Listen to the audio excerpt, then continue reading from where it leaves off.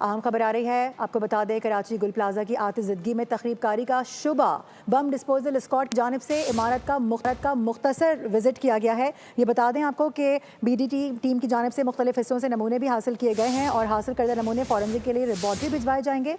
मोहम्मद काशान से बात करेंगे। काशान, पहले कहा जा रहा था ऐसा कोई वाक़या नहीं है, इस तरह का शुबा भी नहीं है, लेकिन अभी शुबा जाहिर किया जा रहा है, क्या बताना है जो वहाँ पर हुकाम मौजूद है उनका?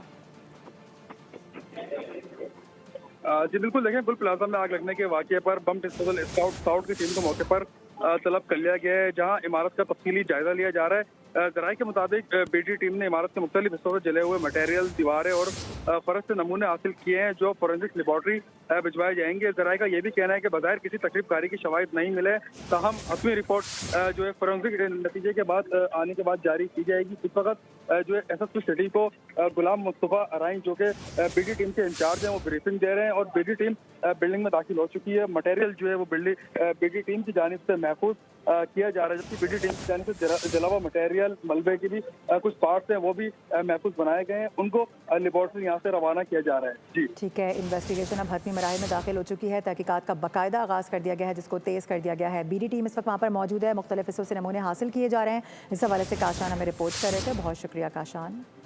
अपने नाज़रीन को अपडेट कर दें, एक दफ़ा फिर से बता दें कि यह अहम मामला है कराची गुल प्लाजा से मुतालिक।